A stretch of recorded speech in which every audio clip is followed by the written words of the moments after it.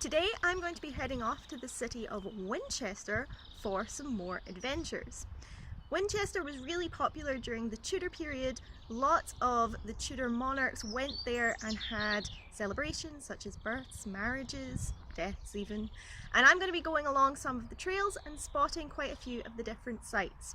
It's about an hour away from Chawton by public transport, so come along and come and join me on my adventures today.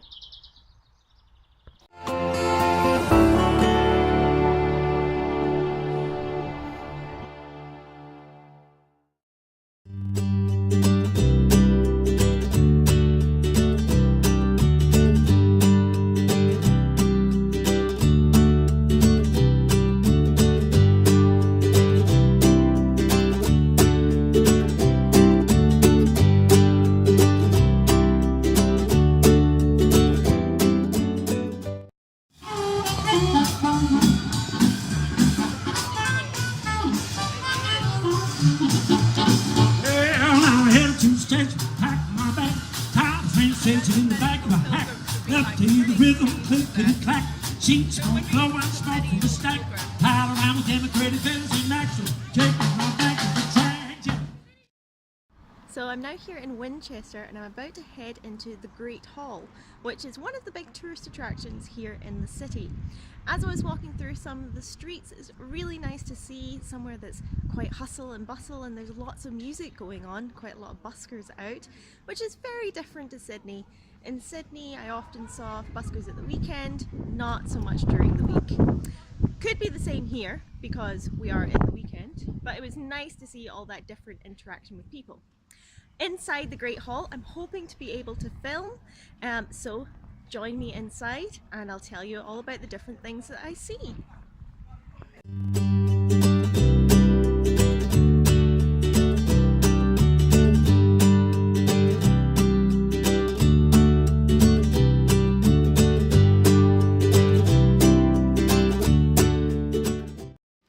So I am here in the Great Hall in Winchester, and this is one of the earliest examples of an aisled Great Hall, and it is also the longest Great Hall in Europe.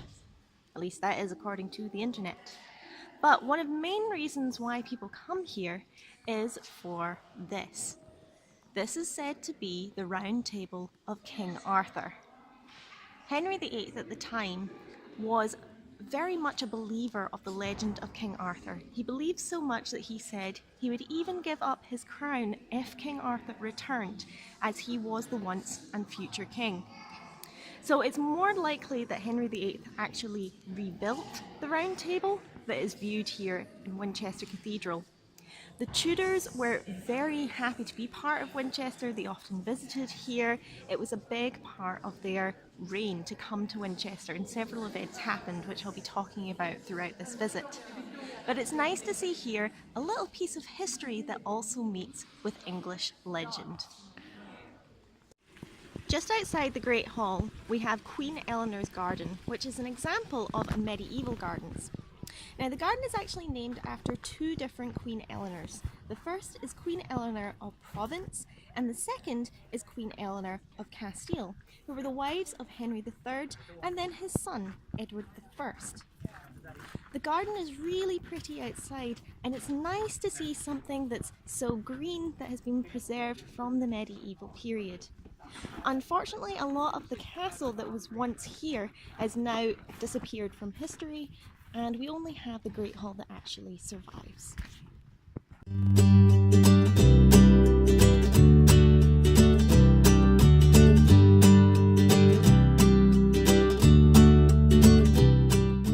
So I've just finished up inside the Great Hall. I really wanted to film inside the long gallery, but there was an awful lot of people there and it's a very small enclosed space. Also, a lot of the pictures are reproductions of pictures that were there. They aren't actually the real physical pictures. So if you do want to kind of come and see a representation of the long gallery and you want to come and see it for yourself, then definitely come to Winchester and see the Great Hall. One of the good things about it is that it's pay by donation, and they suggest £3 of a donation. So if you don't have a lot of money, or you're maybe a student and you don't want to part with a lot of cash, then you don't actually have to part with an awful lot of cash. It is a suggested donation. But if you really enjoy the experience, then you can give them a little bit more, and it will allow them to preserve places such as this for the next generation.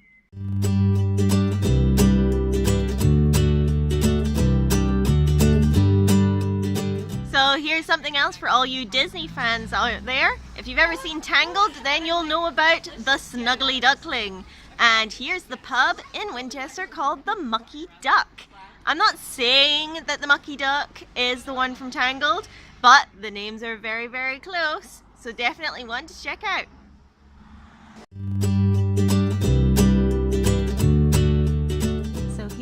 In Winchester Cathedral, and I'm trying to keep my voice down a little bit because it is a cathedral, it is a church, and it is a functional church as well, so I won't be speaking too loud.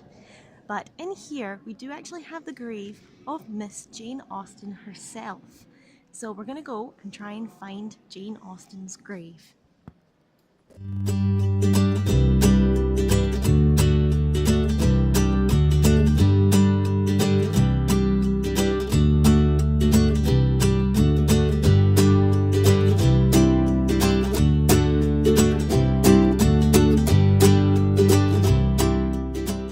And here we have the grave of Miss Jane Austen herself.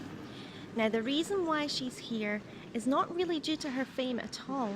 It was actually because she came to Winchester to see some doctors who believed that they could help an illness that she was suffering from. We're still not sure what exactly the illness was that took her life. It could have been Addison's disease, it could have been cancer, but they now possibly think that it might have been arsenic poisoning from other medicine that she was taking. There was a long connection of the Austen family and Winchester Cathedral, and apparently Jane was taught music from the organist who was here. At her funeral there was only 4 mourners, which is just such a shame for someone who was very, very special. But she is remembered here in a beautiful plaque. The cathedral has a very long history, and it is actually one of the longest cathedrals in Europe.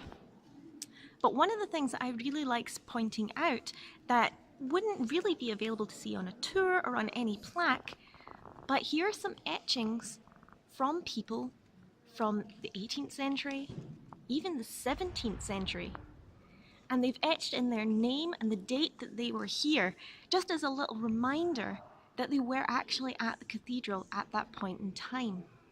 So it just goes to show, if you look in the little nooks and crannies, all the amazing things that you can find. I wonder if there's any famous names that are etched into the stonework here.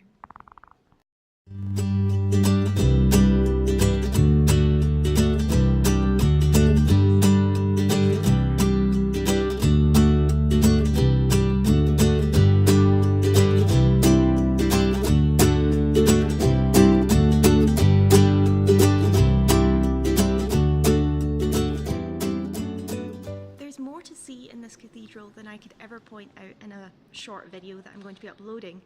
So if you ever want to come down here, it's £8 for adults. There's plenty of concessions for students or for OAPs or such the like, so do come down and check it out for yourself.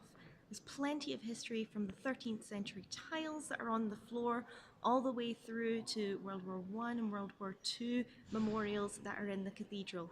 So it's definitely something for everyone if you're a history buff, and it's definitely something to see in terms of a snapshot of English history that you might never have seen before.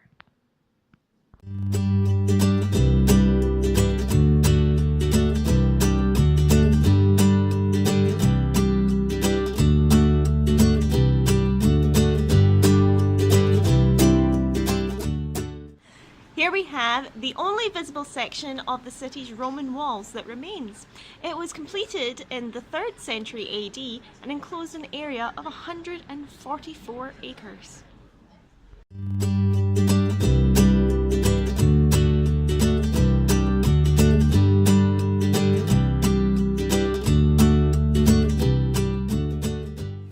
Here we have the remains of Wolseley Castle, which was once the residence of the wealthy and powerful bishops of Winchester.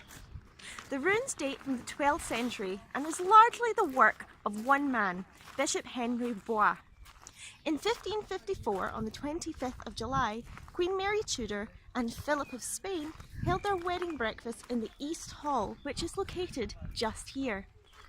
So even though the building now only exists in ruin form, it's nice to see that it is still here, and you really get an essence of just how big and important this building would have been when it was in its prime.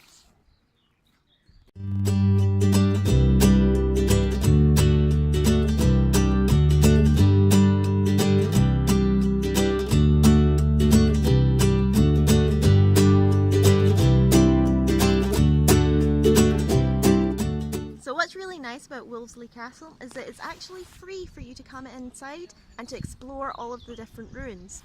You also get a really nice view of the cathedral, which is just behind me. So that is my day at Winchester complete. It's a really amazing city that has a lot of history dating back all the way to the Tudor period. So if you're coming down this way, it's definitely something to spend the whole day at, or maybe a couple of days, because I only managed to catch a glimpse of all the different activities that you can do and all the different things that you can go and see at Winchester. It's an amazing array of Tudor buildings and then 18th century and 19th century buildings with modern shop fronts that have been put in the front to make them more accessible for a 21st century style city. So it's really an amazing place to see and very eclectic in the way that it has been put together and sort of rambunctiously put together as the period has grown up. So if you've liked this video or you've liked my previous Sydney videos or more on Jane Austen, do give it a thumbs up and subscribe to my channel for plenty more. Also follow me on Twitter. I tend to post up these videos as they come out, and you can follow the links from my Twitter or my Facebook account. So hope to see you soon.